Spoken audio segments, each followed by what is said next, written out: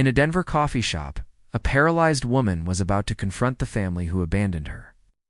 What started as an unexpected visit took a shocking turn when they came face to face with an impossible demand. Sophia Williams wasn't your typical disability advocate. For 5 years, she had spent her life rebuilding after her family's betrayal. She's known for her fierce independence and unwavering principles. When she encountered their desperate plea for her kidney, she had no idea she was facing the ultimate test of forgiveness versus self-preservation. What began as emotional manipulation would become her greatest act of strength and self-advocacy. Before we jump back in, tell us where you're tuning in from. And if this story touches you, make sure you're subscribed, because tomorrow, I've saved something extra special for you. The squeak of rubber against polished wood echoed through the Denver Community Center as Sophia Williams adjusted her position in her sports wheelchair, eyes tracking every movement on the court. Her team of 8 adaptive basketball players moved with the fluid precision that came from months of her coaching, a blend of tactical awareness and pure determination that she recognized in herself. "Marcus, keep your head up on that drive," she called out, her voice carrying the authority of someone who'd earned respect through action, not pity. "Sarah, beautiful screen. Now follow through." The young man in question, Marcus, 16 and still adjusting to life after a diving accident, and reset his position.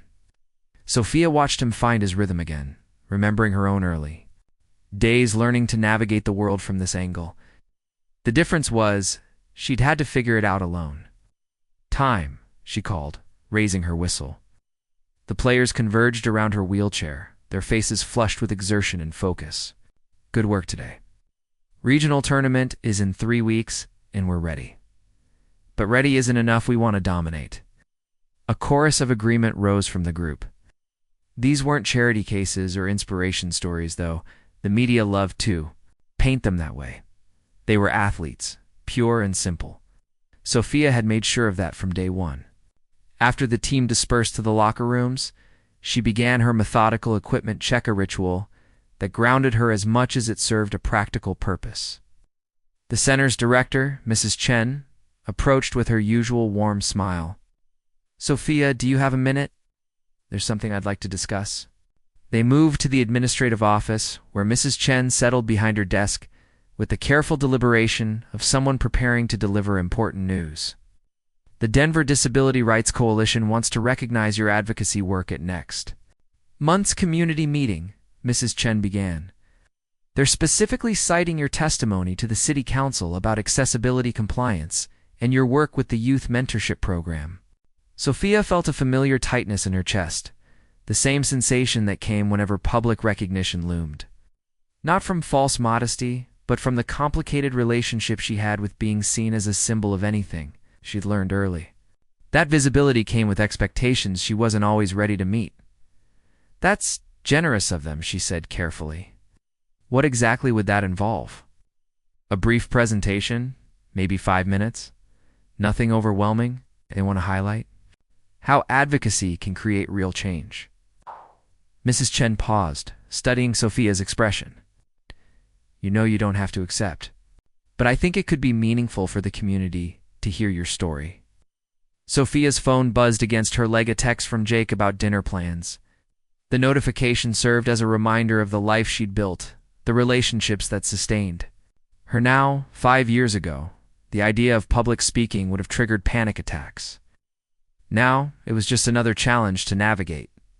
"Let me think about it," she said finally. "Oh, I'll let you know by Friday."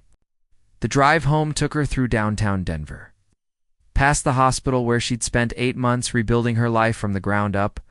She didn't avoid the route anymore. That had been a conscious decision 2 years ago. Part of her ongoing process of reclaiming her own narrative. The building still triggered memories, but they no longer had the power to derail her day. Her apartment reflected the careful balance she'd struck between accommodation and aesthetics. Lowered countertops and accessible design elements blended seamlessly with warm colors and personal touches. Photos lined the walls, her adaptive sports teams, advocacy events, friends from the disability community. Notably absent were any family pictures from before her accident.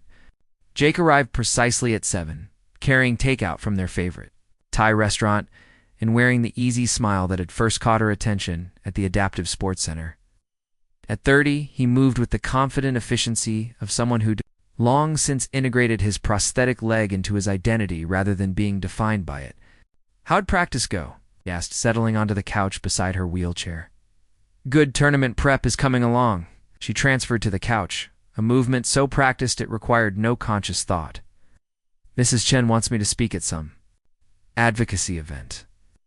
Jake's expression shifted slightly, not disapproval, but the careful attention he paid whenever she mentioned anything that might push her emotional boundaries. "How do you feel about it?" It was such a Jake question, cutting straight through surface responses to the heart of things. One of the many reasons their relationship worked was his ability to create space for honesty without demanding it. "Conflicted," she admitted. "Part of me wants to help, to be visible in a way that might matter, but another part." She trailed off, searching for words that could capture the complexity of her feelings about being seen as a representative of anything. "Another part doesn't want to be anyone's inspiration porn," he finished gently. She smiled despite herself. Jake understood the terminology, the careful distinctions between genuine advocacy and performative disability narratives. "Exactly. Though I think this might be different. It's more about policy than platitudes. Whatever you decide, I'm proud of you for even considering it." His hand found hers, warm and steady. 5 years ago, I could barely leave this apartment without having a panic attack," she said. "I know." The transformation still felt surreal sometimes, the distance between who she'd been in those early months and who she'd become. They ate dinner while discussing Jake's day at the Adaptive Sports Training Facility, where he worked as a program coordinator. The conversation was easy, comfortable in the way that came from shared understanding and genuine compatibility.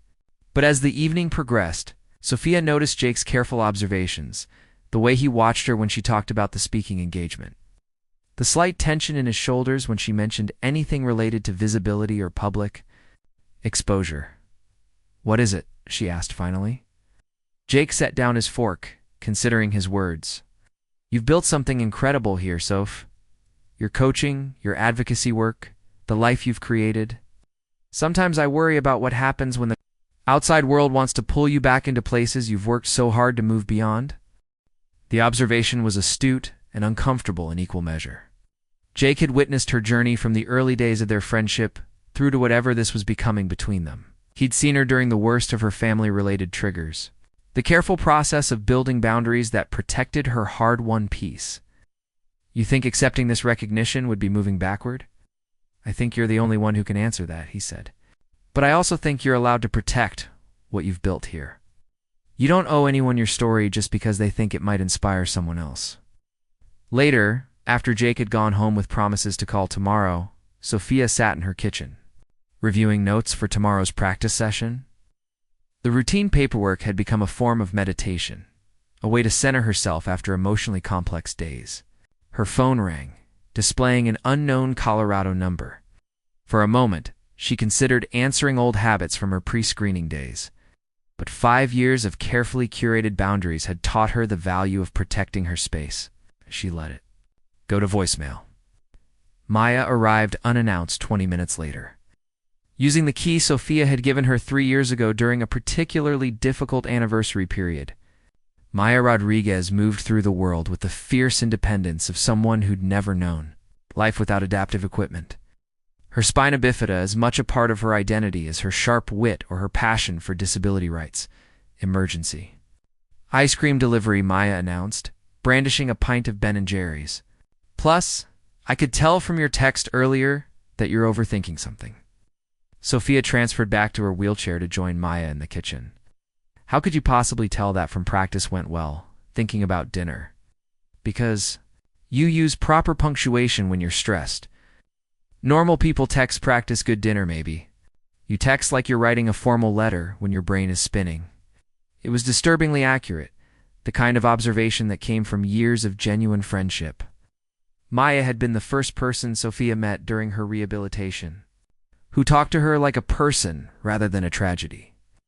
Their bond had been forged in the shared experience of navigating a world that saw their disabilities before their humanity.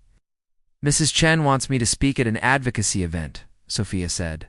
Accepting the spoon Maya offered.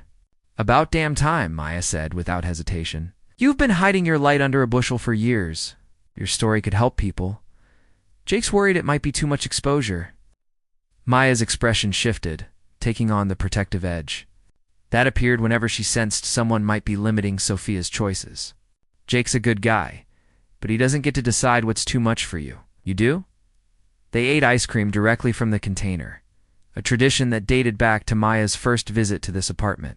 The conversation meandered through familiar territory, work frustrations. Dating observations. Maya's love life was a source of endless entertainment. Shared memories from their early days in the disability community. "Remember when you first got here?" Maya asked. "You were so angry you could barely speak to anyone." "I was terrified," Sophia corrected. "The anger came later. Good anger, though. The kind that burns clean and builds something new."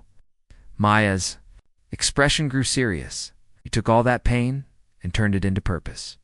"That's not something everyone can do." The compliment sat heavily between them. Sophia had worked hard to reframe her experience as transformation rather than loss, but the process hadn't been linear or easy. There were still days when grief ambushed her, when the weight of everything her family's abandonment had cost her felt unbearable. "Sometimes I wonder if I'm just really good at pretending," Sophia admitted. "We're all pretending, Soph. The difference is what we're pretending toward." Maya leaned back in her chair, studying her friend with the frank assessment that made her such an effective advocate. "You're pretending toward strength, toward independence, toward building something that matters. That's not the same as pretending. Everything's fine." After Maya left, Sophia completed her evening routine with the methodical attention she'd developed during her early recovery. Physical therapy exercises, medication review, preparation for tomorrow's schedule. Each element served dual purposes, maintaining her health and providing structure that kept anxiety at bay. She checked her phone one final time before bed, noting the voicemail notification from the unknown number. Something about it nagged at her, a familiarity she couldn't quite place. But whatever it was, could wait until morning. She'd learned the hard way that late-night phone calls rarely brought good news. Her apartment settled into quiet around her, the sounds of Denver's nightlife filtering through well-insulated windows. From her bedroom, she could see the lights of downtown, the city that had become home in ways her childhood house never had. This was the life she'd built from the wreckage of everything she'd lost, not perfect, but entirely her own. Tomorrow would bring another practice session, more advocacy work, continued conversations about public speaking and the careful balance between visibility and privacy, but tonight, surrounded by the evidence of her hard-won independence, Sophia Williams allowed herself to feel something she'd fought for 5 years to achieve: peace. The voicemail notification blinked silently in the darkness, carrying with it the potential to shatter everything she'd so carefully constructed. But for now, in this moment, she was safe in the life she'd built. Surrounded by people who saw her strength rather than her struggle, her future rather than her past. The morning would come soon enough, and with it, whatever challenges awaited. But tonight, she was exactly where she belonged. The voicemail notification still blinked on Sophia's phone the next evening when the knock came. ASCII 3 sharp raps against her apartment door, hesitant but insistent. She paused her review of tournament. Listening. The building's security system meant unexpected visitors were rare, and Jake always texted before coming over. Through the peephole, she saw a young man shifting nervously in the hallway, hands shoved deep in his jacket pockets. Something about his profile sparked recognition that made her stomach clench. The brown hair was shorter now, the jawline sharper with age, but those were still the same green eyes she remembered from family photos. She'd long since packed away. Tyler, her hand froze on the deadbolt. 5 years of silence, and now he stood outside her door like some ghost materializing from her carefully buried past. The safe, controlled world she'd built suddenly felt fragile as paper. "Sophia?" His voice carried through the door, uncertain and pleading. "I know you're there. Please. I need to talk to you. She could pretend she wasn't home, could wait him out, let him leave the way the rest of her family had. But curiosity and something deeper, the stubborn remnant of sibling love, she'd never quite managed to kill made her turn the lock. Tyler stood in her doorway, looking older than his 24 years. His face carrying a weight that hadn't been there in college. His eyes took in her wheelchair with barely concealed shock, as if some part of him had expected to find her miraculously. Healed High Soph. The childhood nickname hit like a physical blow. Tyler. Her voice came out flat, professional. This is unexpected. Would it be okay if I came in? Just for a few minutes? Every instinct screamed at her to slam the door, to protect the sanctuary she'd created. But she backed her wheelchair away from the entrance, gesturing him inside with the same mechanical politeness she'd use for any unwelcome visitor. Tyler stepped into her living room, his gaze sweeping over the evidence of her independent life. The adaptive equipment, the team photos, the advocacy awards on her bookshelf. His expression cycled through surprise, guilt, and something that might have been pride. You look? He started, then stopped. You look good, strong. What? Do you want Tyler? She positioned her wheelchair to maintain distance between them, arms crossed defensively. He sat heavily on her couch, running hands through his hair in a gesture she remembered from their childhood. God, I don't even know where to start. I've followed your work, online, the coaching, the advocacy stuff. You've built something amazing.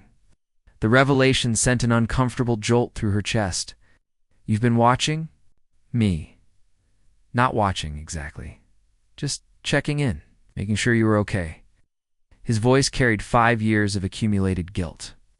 I know I don't have the right, but I needed to know you were all right. 5 years, Tyler. 5 years of silence. And now you show up because you've been stalking my social media? It wasn't stalking. The protest came out weak, even to his own ears. I wanted to reach out so many times. I almost came to one of your speaking events last year, but I chickened out. Sophia's hands tightened on her wheelchair's armrests. Why now? What's changed? Tyler's composure cracked, tears threatening at the corners of his eyes. It's Dad. He's Sophia. He's dying. The words hung in the air between them like a detonation. Sophia felt her carefully constructed walls shake, but refused to let them crumble. And he needs a kidney transplant. Has for months now. The doctors say without one. Tyler's voice broke. Without one, he's got maybe 6 months left. I'm sorry to hear that. The response was automatic, empty of real emotion. But I don't understand why you're telling me this. Tyler stared at her in disbelief. You're his daughter, your family. No. The word came out sharp as a blade. Family doesn't abandon each other when things get difficult. Family doesn't stop visiting, stop calling, stop caring when someone becomes inconvenient. That's not what happened. That's exactly what happened. Sophia's voice rose. 5 years of suppressed anger finally finding release. It all. Decided I was too much work, too expensive, too damaged to deal with. So you walked away. We were scared. Tyler's admission came out barely above a whisper. Dad couldn't handle seeing you like that. Mom was falling apart. Jessica was worried about her kid's future. And I was just a stupid 20-year-old who didn't know how to help anyone, so you helped by disappearing. Yes. The honesty of it hit harder than any excuse would have. We failed you completely, I know that. But Dad, it's gotten worse since then. The guilt is eating him alive. Good. The cruelty in her own voice surprised Sophia, but she didn't take it back. Tyler flinched as if she'd struck him. Would it be okay if I came in? Just for a few minutes? Every instinct screamed at her to slam the door to protect the sanctuary she'd created. But she backed her wheelchair away from the entrance, gesturing him inside with the same mechanical politeness she'd use for any unwelcome visitor. Tyler stepped into her living room, his gaze sweeping over the evidence of her independent life. The adaptive equipment, the team photos, the advocacy awards on her bookshelf. His expression cycled through surprise, guilt, and something that might have been pride. You look, started, then stopped. You look good, strong. What? Do you want Tyler? She positioned her wheelchair to maintain distance between them, arms crossed defensively. He sat heavily on her couch, running hands through his hair in a gesture she remembered from their childhood. God, I don't even know where to start. I followed your work, online. The coaching, the advocacy stuff. You've built something amazing. Revelation sent an uncomfortable jolt through her chest. You've been watching? Me, not watching. Exactly. Just checking in. Making sure you were okay. Da-da-da-da-da-da. His voice carried 5 years of accumulated guilt. I know I don't have the right, but I needed to know you were all right. 5 years, Tyler. 5 years of silence, and now you show up because you've been stalking my social media? It wasn't stalking. The protest came out weak, even to his own ears. I wanted to reach out so many times. I almost came to one of your speaking events last year, but I chickened out. Sophia's hands tightened on her wheelchair's armrests. Why now? What's changed? Tyler's composure cracked, tears threatening at the corners of his eyes. It's Dad. He's Sophia. He's dying. The words hung in the air between them like a detonation. Sophia felt her carefully constructed walls shake, but refused to let them crumble. And he needs a kidney transplant. Has for months now, the doctors say, without one. Tyler's voice broke. Without one. He's got maybe 6 months left. I'm sorry to hear that. Response was automatic, empty of real emotion. But I don't understand why you're telling me this. Tyler stared at her in disbelief. You're his daughter, your family. No. The word came out, sharp as a blade. Family doesn't abandon each other when things get difficult. Family doesn't stop visiting, stop calling, stop caring when someone becomes inconvenient. That's not what happened. That's exactly what happened. Sophia's voice rose, 5 years of suppressed anger finally finding release. You all decided I was too much work, too expensive, too damaged to deal with, so you walked away. We were scared. Tyler's admission came out barely above a whisper. Dad couldn't handle seeing you like that. Mom was falling apart. Jessica was worried about her kid's future, and I was just a stupid 20-year-old who didn't know how to help anyone. So you helped by disappearing. Yes. The honesty of it hit harder than any excuse would have. He failed you completely. I know that, but Dad, he's gotten worse since then. The guilt is eating him alive. Good. The cruelty in her own voice surprised Sophia, but she didn't take it back. Tyler flinched as if she'd struck him. Absence. Visits that became phone calls. Phone calls that became texts. Texts that became silence. 8 months in the hospital and rehabilitation center, and by the end, she'd been alone, except for Maya and Dr. Hayes. Her chosen family forged. In the crucible of abandonment, Sophia rolled over, reaching for her phone. 3:47 a.m. In the living room, she could hear Maya's steady breathing. The sound of someone who slept without guilt.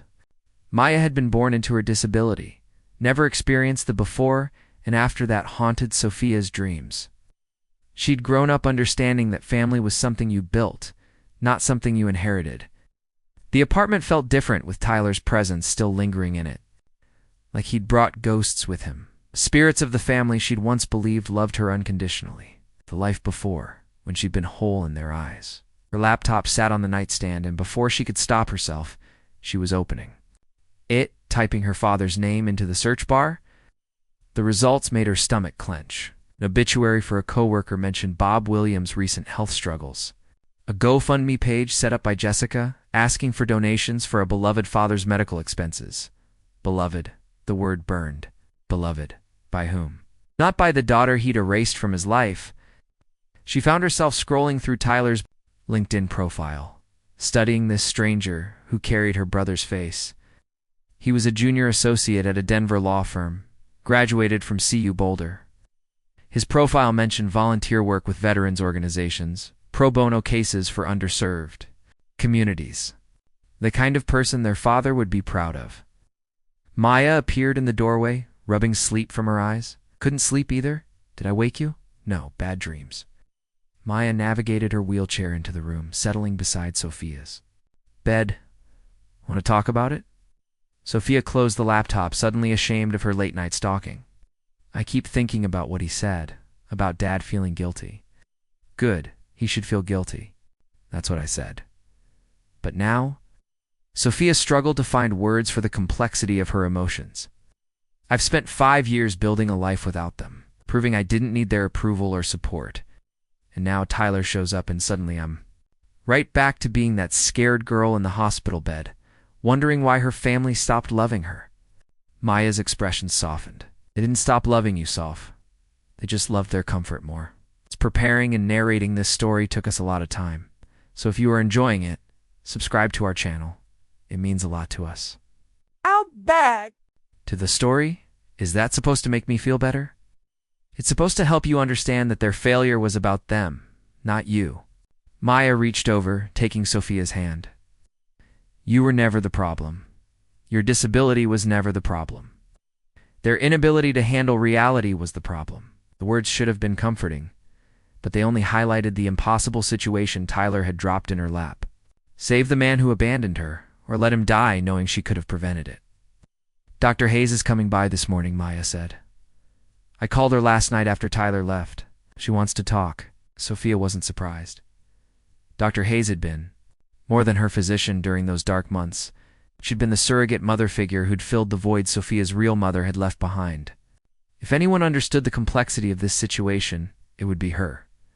What if I'm just being petty? Sophia asked. What if I'm letting pride get in the way of doing the right thing? What if you're protecting yourself from people who already hurt you once? Maya countered. You don't owe them anything, Sophia. Not after what they put you through. The morning light began filtering through the windows, casting long shadows across the bedroom. Denver was waking up around them, people starting their normal days while Sophia grappled with a choice that would define the rest of her life. Tyler's business card caught the light, his phone number clearly visible. One call could start a conversation that might save her father's life, or it could open wounds that had taken 5 years to heal. I need to shower and get ready for work, Sophia said finally. Basketball practice at 10? Are you sure you're up for coaching today? Sophia transferred to her wheelchair with practice deficiency. Those kids are counting on me. Right now, they're the only family that matters. But even as she said it, Tyler's words echoed in her mind. He's still your father. The ghost of the man who'd once lifted her onto his shoulders and taught her to throw curveballs. Now dying alone while his abandoned daughter wrestled with the weight of choice and the burden of love, Dr. Hayes arrived at 9:30, carrying coffee and the kind of gentle authority that had gotten Sophia through her darkest months. She settled across from Sophia at the kitchen table, her silver hair catching the morning light as she studied her former patient with physician's eyes. Maya told me about Tyler's visit, she said without preamble. How are you holding up? I've been better. Sophia wrapped her hands around her coffee mug, seeking warmth against the chill that seemed to have settled in her bones. I couldn't sleep. Kept thinking about before. Dr. Hayes nodded. Trauma has a way of resurfacing when we least expect it. Seeing Tyler again, hearing about your father, it's natural that old wounds would reopen. He wants me to save Dad's life. The words came out flat, matter of fact. Tyler thinks I should donate my kidney. And what do you think? It was such a Dr. Hayes question, turning the focus back to Sophia's own feelings rather than external expectations. I think they have a lot of nerve asking for anything after what they did.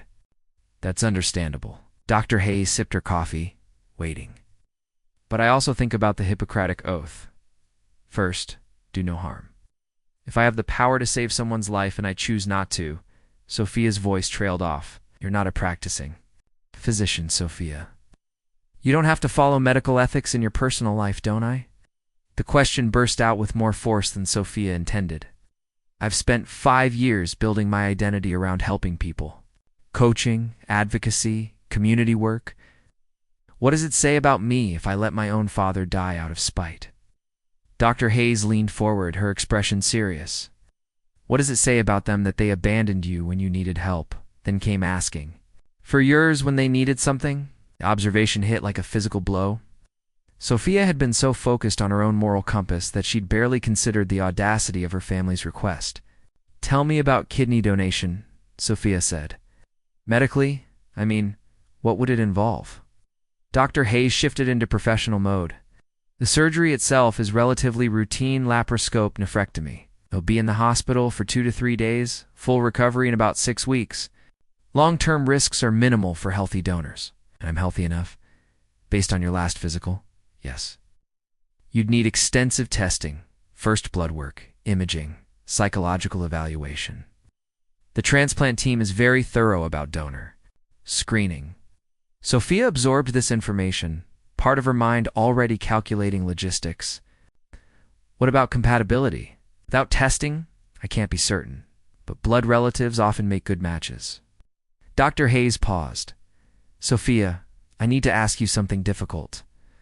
During your recovery, I watched your family's behavior.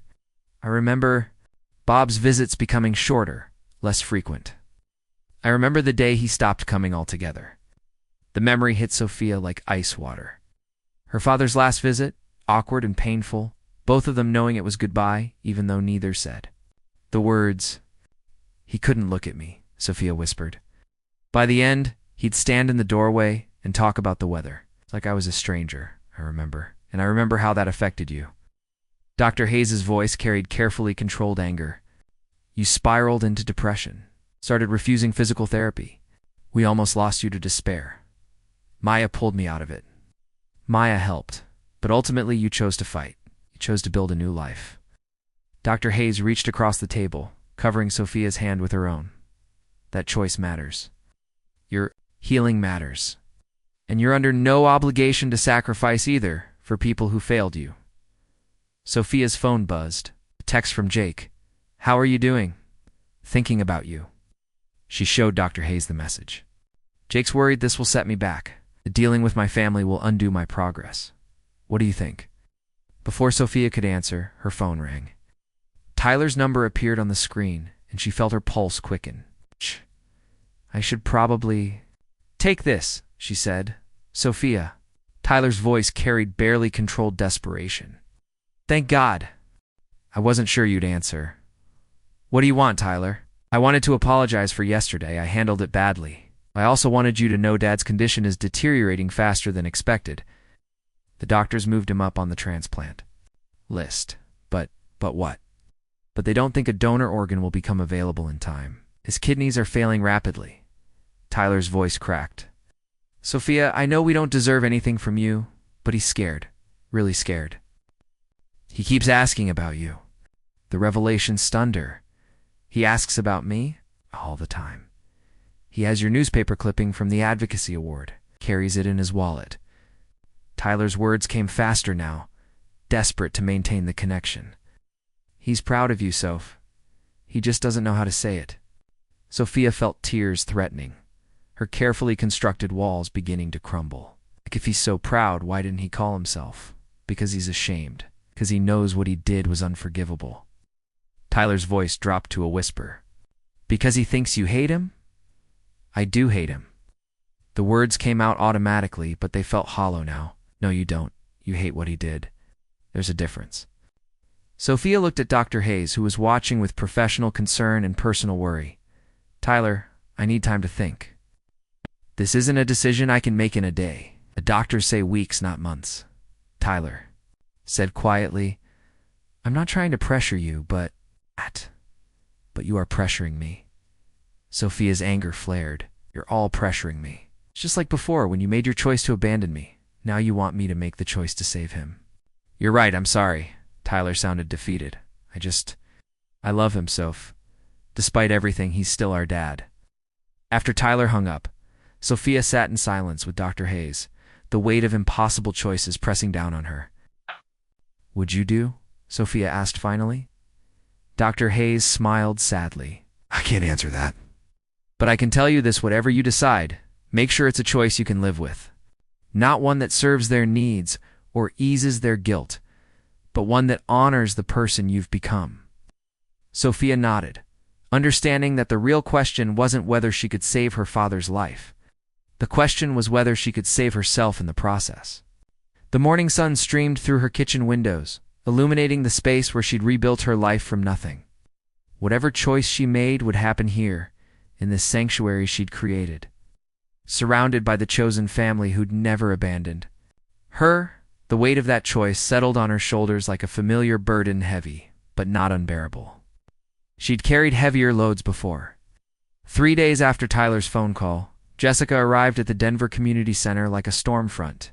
Moving in from the east, Sophia was reviewing tournament brackets in her office when Mrs. Chen knocked, her expression troubled. "There's someone here to see you," she said carefully. "Says she's your sister." Sophia's stomach dropped. She'd been expecting this. Tyler's gentle approach having failed, the family would send their heavy artillery. Jessica had always been the enforcer, the one who reduced complex emotional situations to cold calculations. "Send her in." Jessica Williams's Palmer swept into the small office wearing a designer coat and the expression of someone forced to handle an unpleasant but necessary task. At 29, she'd perfected the art of looking successful and slightly inconvenienced simultaneously. "Hello, Sophia." She remained standing, making no move to embrace or even shake hands. "You look well, Jessica." Sophia kept her voice neutral, professional. "This is unexpected, is it? Tyler said he'd talk to you, I assumed. You'd want to discuss the situation like adults. I wasn't sure you'd answer. What do you want, Tyler?" "I wanted to apologize for yesterday. I handled it badly. But I also wanted you to know Dad's condition is deteriorating faster than expected. The doctors moved him up on the transplant list. But what? But they don't think a donor organ will become available in time. His kidneys are failing rapidly." Tyler's voice cracked. "Sophia, I know we don't deserve anything from you, but he's scared. Really scared. He keeps asking about you." The revelation stunned her. "He asks about me. All the time. He has your newspaper clipping from the Advocacy Award. Carries it in his wallet." Tyler's words came faster now, desperate to maintain the connection. "He's proud of you, Soph. He just doesn't know how to say it." Sophia felt tears threatening, her carefully constructed walls beginning to crumble. If he's so proud, why didn't he call himself? Because he's ashamed. Because he knows what he did was unforgivable. Tyler's voice dropped to a whisper. "Because he thinks you hate him. I do hate him." The words came out automatically, but they felt hollow now. "No, you don't. You hate what he did. There's a difference." Sophia looked at Dr. Hayes, who was watching with professional concern and personal worry. "Tyler, I need time to think." "At how much time? I don't know. This isn't a decision I can make in a day. The doctors say weeks, not months," Tyler said quietly. "I'm not trying to pressure you, but you are pressuring me." Sophia's anger flared. "You're all pressuring me? It's just like before, when you made your choice to abandon me. Now you want me to make the choice to save him." "You're right. I'm sorry." Tyler sounded defeated. I love him, Soph. Despite everything, he's still our dad." After Tyler hung up, Sophia sat in silence with Dr. Hayes, the weight of impossible choices pressing down on her. "Would you do?" Sophia asked finally. Dr. Hayes smiled sadly. "I can't answer that. But I can tell you this. Whatever you decide, make sure it's a choice you can live with. Not one that serves their needs or eases their guilt, but one that honors the person you've become." Sophia nodded, understanding that the real question wasn't whether she could save her father's life. The question was whether she could save herself in the process. The morning sun streamed through her kitchen windows, illuminating the space where she'd rebuilt her life from nothing. Whatever choice she made would happen here in this sanctuary she'd created, surrounded by the chosen family who'd never abandoned her. The weight of that choice settled on her shoulders like a familiar burden, heavy but not unbearable.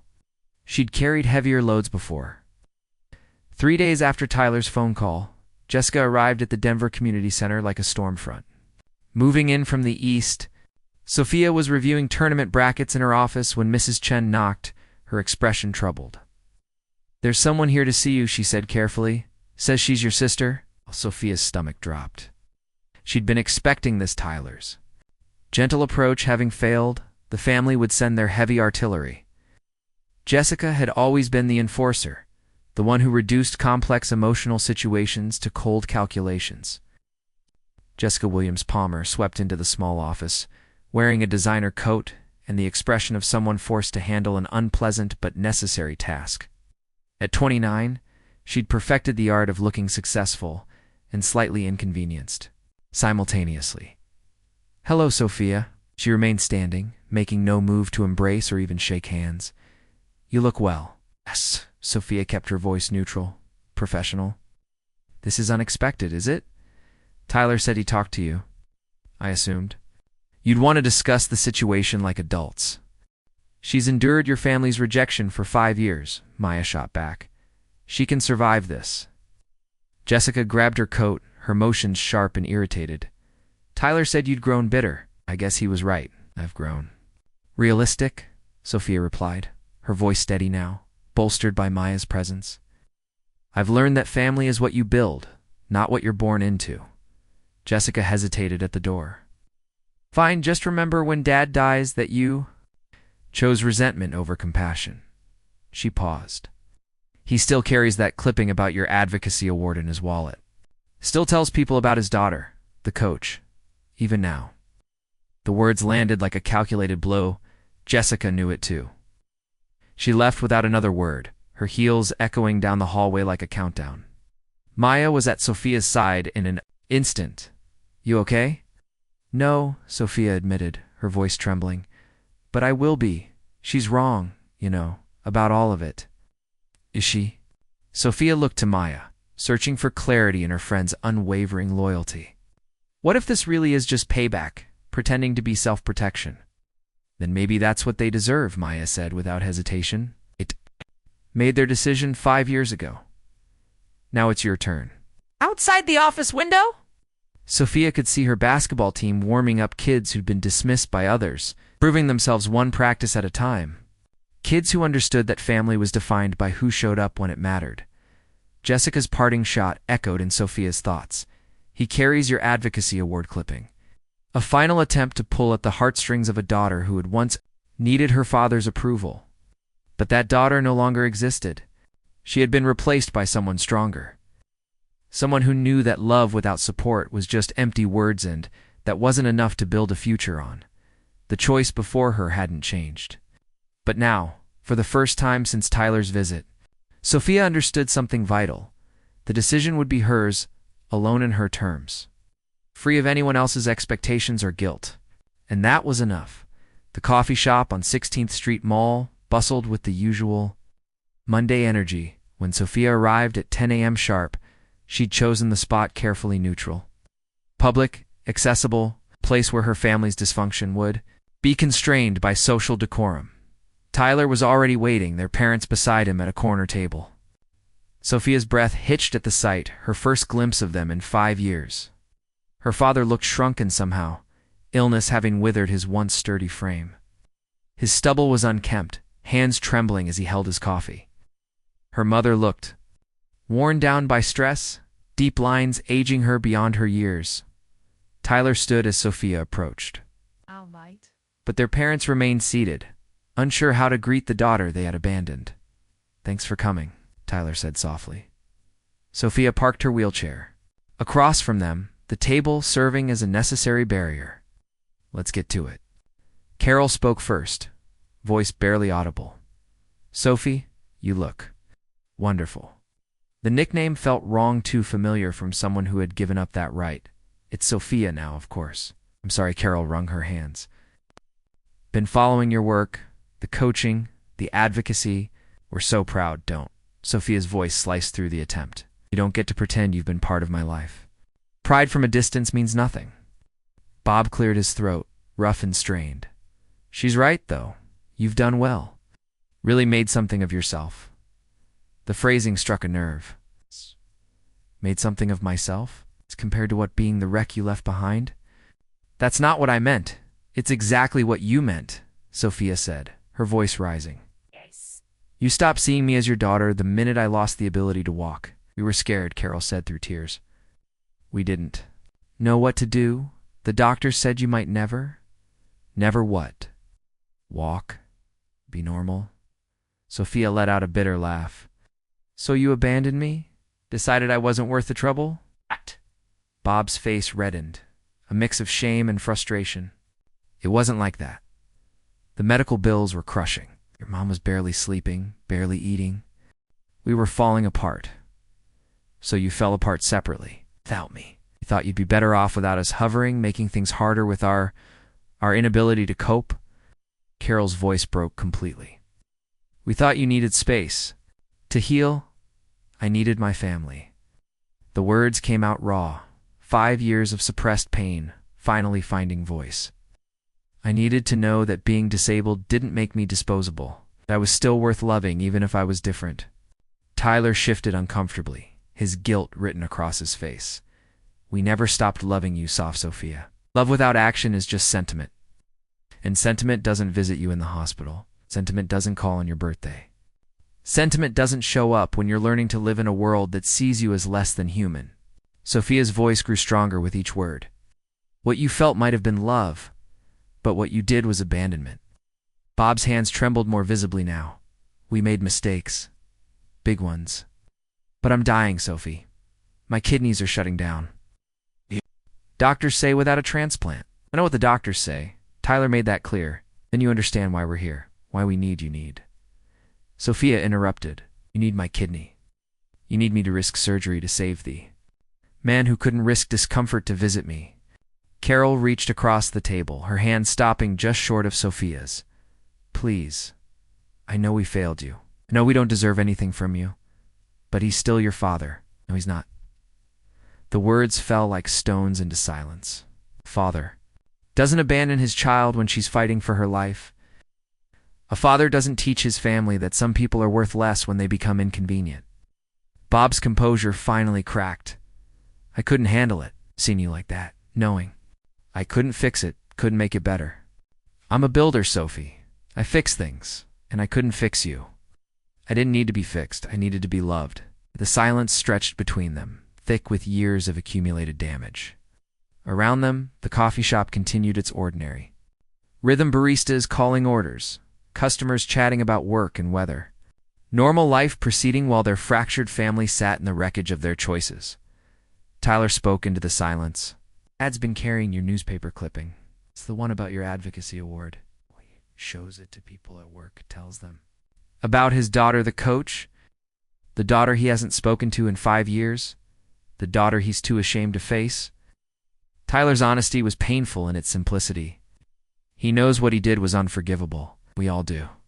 Bob suddenly gripped his side, his face contorting with pain. Carol immediately moved to support him as he doubled over, his breathing labored. Should I call an ambulance? Tyler asked, half-raising from his chair. No, Bob gasped. Just give me a minute. Sophia watched this tableau, her dying father, her frightened mother, her guilty brother, and felt the complexity of her emotions threatening to overwhelm her. Part of her wanted to reach out, to comfort and console. But a larger part recognized this scene for what it was, the natural consequence of choices made 5 years ago. Bob straightened slowly, his face pale but determined.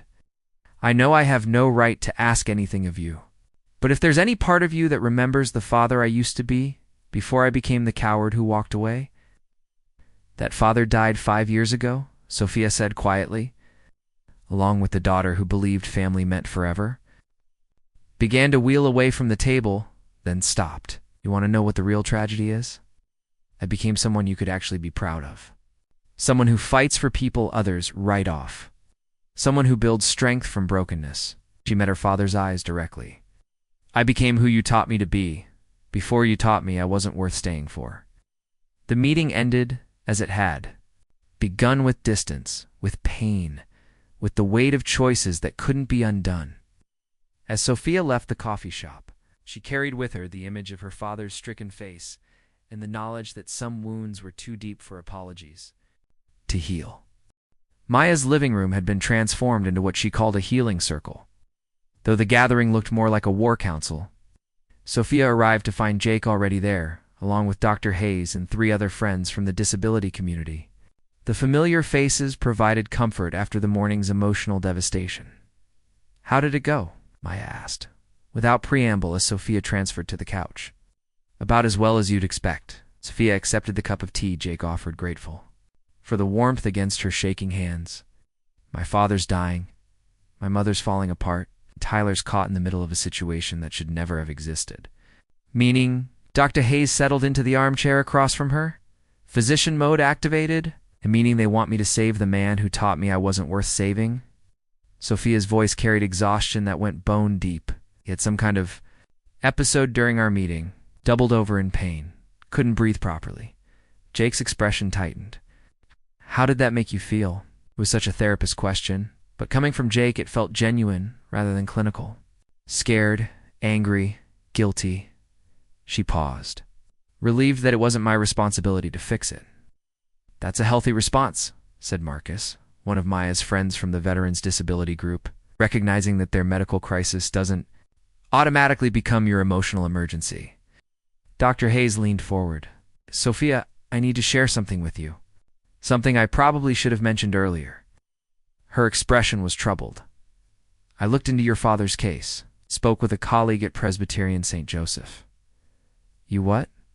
Sophia felt a jolt of betrayal. I needed to understand the medical reality of the situation. As your former physician and your friend, Dr. Hayes's tone was careful. Bob's condition is serious, but it's not as dire as Tyler presented. He's on the transplant list, and his blood type makes him a reasonable candidate for a donor organ. The revelation hit Sophia like ice water. So they lied to me. Not lied exactly. Exaggerated the urgency. Dr. Hayes met her eyes directly. He could survive on dialysis for months, possibly longer. Transplant would improve his quality of life significantly, but it's not the immediate life-or-death situation they've portrayed.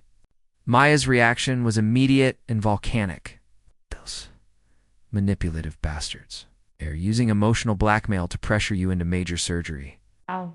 Surgery that carries real risks, Dr. Hayes continued. Kidney donation is generally safe, but you'd be under general anesthesia for hours. Recovery would impact your coaching, your advocacy work, and there's always the small but real possibility of complications. Jake's hand found Sophia's, steady and warm. They're asking you to risk your health and disrupt your life for someone who abandoned you, someone who might live for months or years without your help.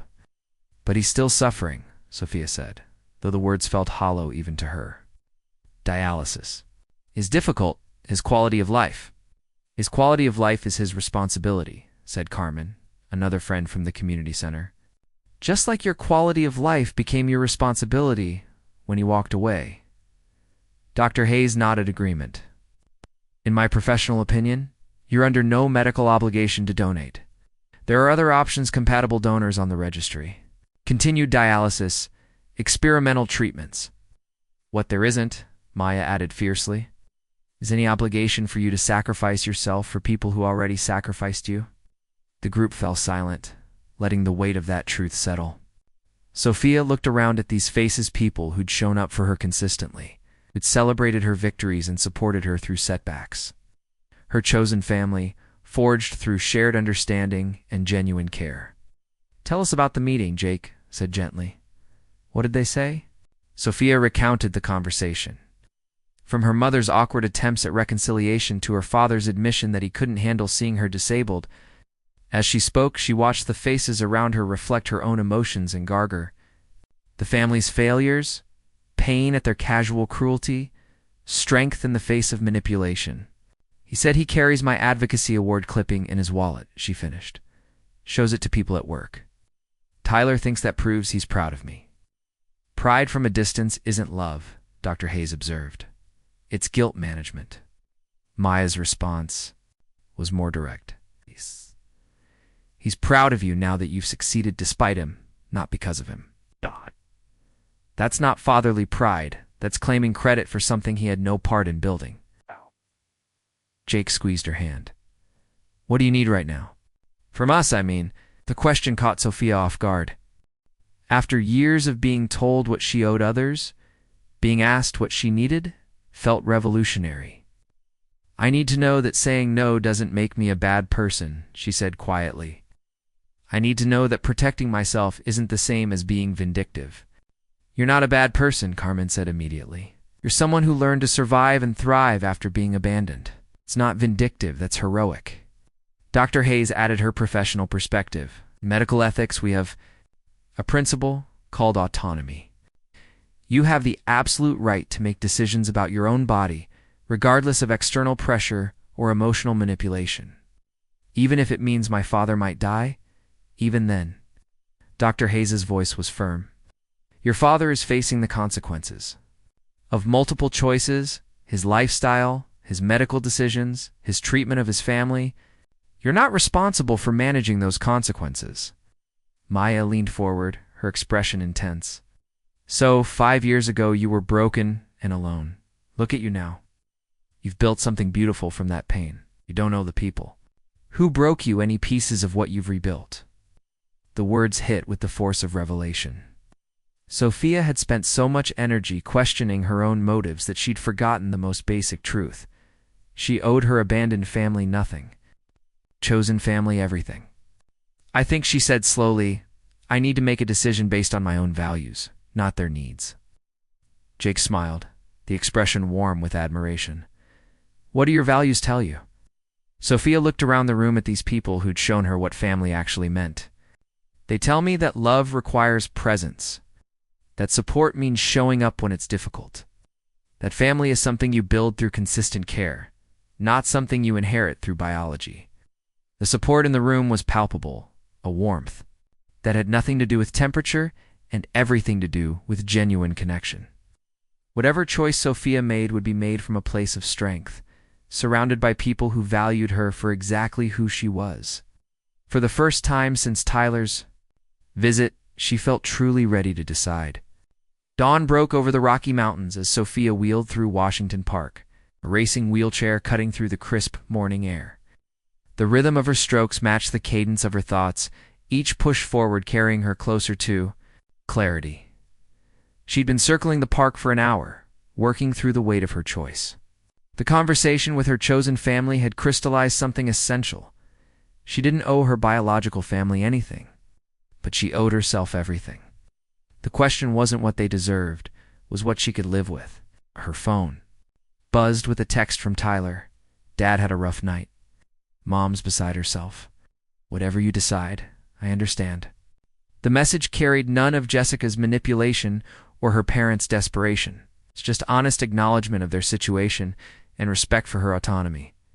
Tyler at least had learned something from their family's failures. Sophia pulled over near the lake, watching early morning joggers circle the water, normal people living normal lives, unburdened by impossible choices about forgiveness and sacrifice. She envied them their simplicity. Her decision had been forming slowly, like sediment settling in still water. Not forgiveness that would require genuine remorse and change she hadn't seen. At reconciliation, too much damage had been done for that bridge to be rebuilt, but something else entirely. She called Tyler, knowing he'd be awake despite the early hour. Sophia. His voice carried exhaustion and hope in equal measure. Want to meet with them one more time? All of them. Today, if possible? Are you? Does this mean you've decided to help? It means I've decided what I need to say. 2 hours later, they gathered again at the same coffee shop. This time, Jessica was there too, her designer armor slightly wrinkled, her composure frayed around the edges. Family looked like survivors of a shipwreck clinging to debris. Sophia positioned herself across from them, her decision solid in her chest like a foundation stone. I won't be donating my kidney, she said without preamble. The silence that followed was deafening. Carol's face crumpled. Bob's shoulders sagged. Jessica's expression hardened into familiar contempt. But Sophia continued, raising her hand to forestall their reactions. I'm not abandoning you the way you abandoned me. She pulled out a folder she'd prepared that morning. I've contacted a friend who works with transplant coordination. These are resources for finding compatible, donors expanded registries, paired kidney exchange programs, living donor networks. Tyler leaned forward, studying the papers. What is this? A roadmap to other options. Ways to find help that don't require me to sacrifice my physical and emotional well-being. Sophia's voice was steady, professional. I've also arranged for a consultation with Dr. Patricia Hayes, who specializes in cases like Dad's. She's willing to review his medical records and explore alternatives. This is charity, Jessica said coldly. We don't need your pity. It's not charity. It's practical assistance offered by someone who understands medical systems and advocacy. Sophia met Jessica's glare directly. You can accept it or reject it. That's your choice. Bob spoke for the first time, his voice hoarse. Why would you help us after everything? The question hung in the air, weighted with years of hurt and abandonment. Sophia had anticipated it, prepared for it during her morning ride. Because I'm not you, she said simply. I don't abandon people when helping becomes inconvenient. But I also don't sacrifice myself for people who've proven they'll sacrifice me. She slid a second document across the table. This is also for you. A letter explaining my decision, with copies of my medical evaluations showing I'm compatible. But choosing not to donate? If you need it for insurance purposes or medical documentation. Carol's tears fell steadily now. Sophia, please. I know we failed you, but he's dying. He's facing the consequences of multiple choices. His health choices, his family choices. His choice to push away the people who might have helped him. Sophia's voice carried no cruelty, just truth. Those consequences aren't my responsibility to manage. Tyler studied the resources she'd provided. This is more help than we deserved. It's the help I can give without destroying myself in the process. Sophia reached into her bag one final time. There's one more thing. She placed a business card on the table. This is my therapist. She specializes in family trauma and medical crises. I've arranged for one session, paid for. If any of you want to talk through the emotional aspects of this situation, we don't need therapy, Jessica snapped. You need something, Sophia replied. Because the way you handle crisis is to cut people off when they become inconvenient. It's not sustainable, and it's not healthy. Bob reached across the table with shaking hands, not quite touching the documents. I don't understand. Why help us at all? Sophia looked at this broken man who'd once been her hero, seeing him clearly for perhaps the first time. Not a monster, just someone who'd failed catastrophically when tested. Because my value as a person isn't determined by how you treated me. My worth isn't diminished by your failures. She began gathering her things.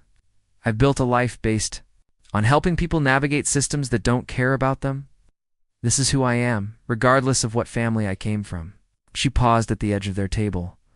I hope you find a donor. I hope Dad gets the help he needs. But I won't be destroyed, trying to save someone who helped destroy me. Tyler stood as she prepared to leave. Sophia, I'm sorry.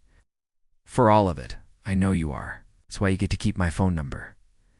She looked at Jessica and their parents. The rest of you can contact me through the resources I provided. If you need medical advocacy assistance, but this is goodbye. As she wheeled away from the coffee shop, Sophia felt something she hadn't expected. Peace. Not the brittle peace of anger or the hollow peace of numbness, but the solid peace that came from making a choice aligned with her values. She'd chosen compassion without self-destruction, help without sacrifice, boundaries without cruelty. She'd chosen to be better than the people who'd failed her, without being destroyed by their failures. Behind her, her biological family sat with the resources she'd provided and the reality of consequences they'd created. Ahead of her lay the life she'd built and the people who'd chosen to be part of it. For the first time in 5 years, those directions felt perfectly clear. 3 weeks after the final coffee shop meeting, Sophia was reviewing practice footage when her phone rang. Tilo's name appeared on the screen, and she felt the familiar tightness in her chest that accompanied anything related to her biological family. Hello, Tyler.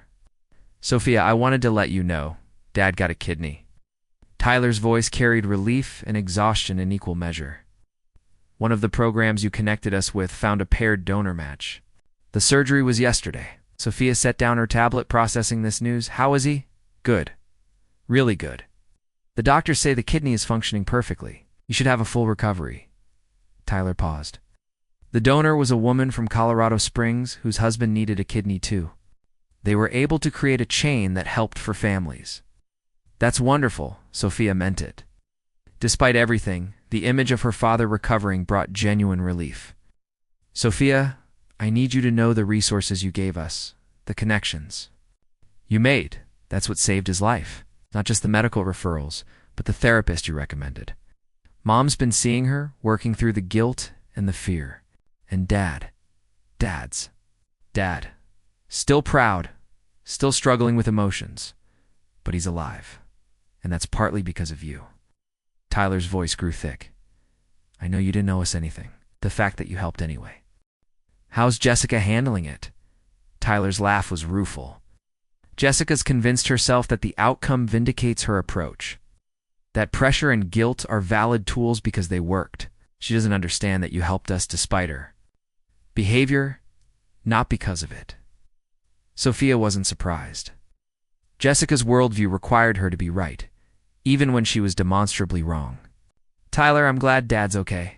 I'm glad the family has a chance to work through some of their issues, but I need you to understand something. This doesn't change anything between us. I know. I'm not calling to ask for reconciliation or to push for family reunions. I just needed you to know that your help mattered, that who you've become, the person you chose to be, after we failed you, that person saved our father's life. After Tyler hung up, Sophia sat in her office surrounded by the evidence of her chosen life: basketball trophies, advocacy awards, photos with Maya and Jake and Dr. Hayes. The visual proof that abandonment hadn't destroyed her hit head, redirected her toward something better. Her phone buzzed with a text from Jake. Dinner tonight? Coming to, she has news. The prospect of an evening with her real family lifted her spirits immediately. Whatever Tyler's call had stirred up emotionally, her chosen family would help her process it. Maya's news, as it turned out, was spectacular. She'd been offered a position with the National Disability Rights Network, leading their advocacy training program. It's based in D.C., but I'd be traveling constantly. Training activists across the country, Maya explained over Thai food in Sophia's apartment. It's everything I've been working toward. That's incredible, Sophia said, though part of her felt a stab of loss. Maya had been her anchor through the worst years, her first real friend in the disability community. The thing is, Maya continued, they want me to recommend someone to take over the Denver chapter's leadership training. Someone with coaching experience and a track record of community advocacy. Jake smiled knowingly. I wonder who they might have in mind. Maya, I don't know if I'm ready for that level of visibility. You are? Maya interrupted. Soph, what you did with your family situation, the way you handled impossible pressure while maintaining your values, that's exactly what this movement needs. Leaders who can stay grounded when everything's falling apart. The irony wasn't lost on Sophia. Her family's crisis, designed to pressure her into sacrifice, had instead demonstrated her capacity for leadership under extreme stress. Besides, Jake added, you've been talking about expanding your advocacy work. This could be the perfect opportunity. That night, after Maya and Jake had gone home, Sophia found herself on her laptop researching the National Disability Rights Network. Their mission statement resonated deeply: building a world where all people with disabilities are valued and have the opportunity to live independently. A world where families didn't abandon their disabled children. Where love wasn't conditional on physical ability. Where people like her father learned that disability didn't diminish humanity. Her phone rang at nearly 11 p.m. An unknown number, which she almost ignored. But something made her answer. Sophia, this is Carol. This is your mother. The shock of hearing her mother's voice outside of a crisis nearly made Sophia hang up. What do you want, Carol? I wanted to thank you for the resources, for the help. Your father's doing well. Tyler already called, I know, but I needed to say this myself. Carol's voice was stronger than Sophia remembered, less fragile. I also wanted to tell you about the therapy sessions. Dr. Martinez has been helping me understand some things. Sophia waited, saying nothing. I understand now that what we did to you, what I allowed to happen, that wasn't protection. That was abandonment. And I understand that my guilt about that isn't something you need to manage or forgive. The words were more insight than Sophia had heard from her mother in 30 years, let alone the past 5. I'm not calling to ask for anything, Carol continued. Not reconciliation, not forgiveness, not a relationship. I'm calling to say that I see what you've built from the wreckage we left behind, and I'm in awe of who you've become. Tears threatened, but Sophia kept her voice steady. Thank you for saying that. You deserved better from us. You deserved better from me. Carol's voice cracked slightly. I hope someday I can be proud of myself the way I'm proud of you. After Carol hung up, Sophia sat in the darkness of her apartment, processing this unexpected grace note. Not absolution, she wasn't ready for that. Might never be ready. But acknowledgement. Recognition of harm done and strength demonstrated. She opened her laptop again, this time composing an email to the National Disability Rights Network. Maya was moving on to bigger things, if her own family crisis had somehow prepared her for greater challenges. Then maybe it was time to stop hiding her light under a bushel. The girl who'd been abandoned in a hospital bed would never have imagined. This moment choosing to step into visibility, to let her story serve a purpose beyond her own healing. But the woman she'd become understood something essential. Sometimes the best response to being written off was to write yourself back into the story, stronger and more purposeful than before. Outside her windows, Denver sparkled in the darkness, full of people facing their own impossible choices. Tomorrow, she'd begin the work of helping them navigate those choices with dignity intact and humanity recognized. Tonight, though, simply sat with the knowledge that she'd survived the worst her family could do to her and emerged not bitter, but better. Not broken, but beautifully, powerfully whole. 6 months later, Sophia sat backstage at the Colorado Convention Center, adjusting the microphone clip to her blazer. Through the curtain, she could hear the murmur of 800. People settling into their seats for the National Disability Rights Conference keynote. Her speech notes lay folded in her lap, though she'd memorized every word weeks ago. 5 minutes, Ms. Williams, the stage manager whispered. Sophia nodded, her stomach performing familiar gymnastics. Public speaking still triggered nerves. But they were good nerves now, the kind that came from knowing you had something important to say. Her phone buzzed with a cascade of supportive texts. Maya, calling from D.C. Break a leg. Figuratively, obviously. You've got this. I love you, Dr. Hayes. So proud of the woman you've become. Even Tyler had sent a message, watching the live stream. Dad says he's proud. The last text still complicated her emotions. Her father's pride, filtered through Tyler, carried weight she wasn't sure she wanted to acknowledge. Bob's recovery had been complete, the transplant successful, his health restored. But the emotional distance between them remained vast as ever. Some bridges, once burned, couldn't be rebuilt with good intentions alone. Places, Ms. Williams. Sophia transferred from her everyday wheelchair to the lightweight model she used for presentations. Its sleek design, projecting competence rather than sympathy. She'd learned early that how people saw her equipment influenced how they heard her message. The auditorium lights dimmed as she wheeled onto the stage, and 800 faces turned toward her. Disability advocates, family members, healthcare professionals, policymakers. People who understood that accessibility wasn't charity, it was civil rights. Good evening, she began, her voice carrying clearly through the sound system. My name is Sophia Williams, and 5 years ago my family abandoned me in a hospital bed because they couldn't handle having a disabled daughter. The blunt opening always created a ripple of shock through audiences. But Sophia had learned that sugarcoating trauma served no one. Truth, delivered with strength, had power that platitudes lacked. Tonight, I want to talk about the difference between the family you inherit and the family you build, about what it means to transform abandonment into advocacy, isolation into community, and personal pain into collective purpose, she told. Her story with practiced precision, the accident, the slow realization of her family's retreat, the dark months of learning to navigate a world that saw her wheelchair before her humanity. She spoke about Maya's fierce friendship, Dr. Hayes' surrogate parenthood, Jake's patient love, chosen family that had shown her what belonging actually meant. When my family came asking for my kidney 5 years later, she continued, I faced an impossible choice. Save the man who'd abandoned me, or let him face the consequences of his choices. The decision taught me something crucial about forgiveness and self-preservation.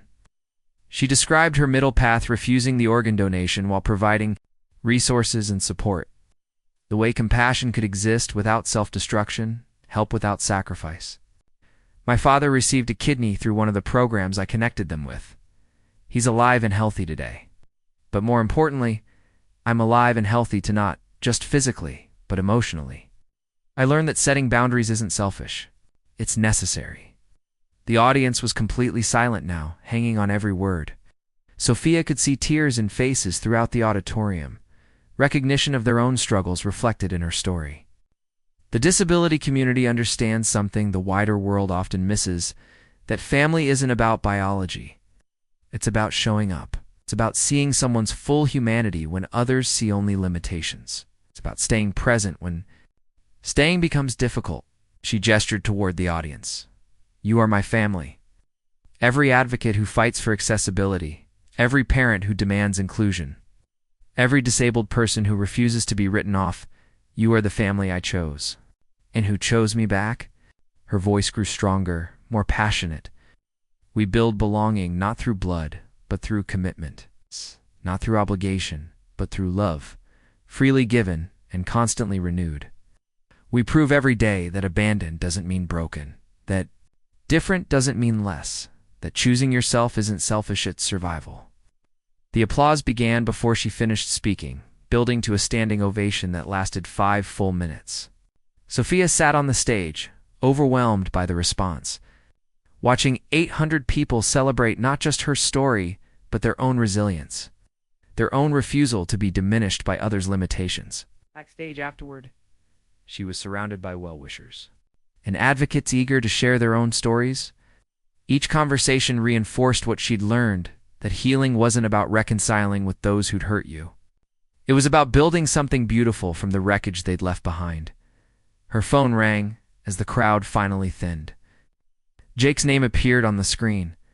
How did it go? He asked, though she could hear the pride in his voice. Good. Really good. Sophia moved to a quiet corner, exhaustion and exhilaration warring in her chest. I think I'm ready to come home. I'll be waiting. Maya's here to flew in this morning to surprise you. The thought of her chosen family gathered in her apartment, celebrating this milestone together, brought tears to her eyes. What belonging looked like people who showed up for your victories as readily as your defeats? Jake. Yeah, I love you too. As she made her way through the convention center toward the exit, Sophia reflected on the journey that had brought her here. From the broken girl in the hospital bed to the woman on the keynote stage, a transformation built, not despite her abandonment, but because of her response to it. Outside, Denver's skyline glittered against the mountain backdrop, the city that had become her true home. Tomorrow would bring new challenges, new opportunities to advocate and educate. But tonight, she was going home to the family she'd chosen. The people who'd proven that love wasn't about blood or obligation. It was about showing up, staying present, and choosing each other again and again, especially when choosing became difficult. That was the only kind of family worth having. It was exactly the family she'd built. Up next, you've got 2 more standout stories right on your screen. If this one hit the mark, you won't want to pass these up. Just click and check them out. And don't forget to subscribe and turn on the notification bell so you don't miss any upload from us.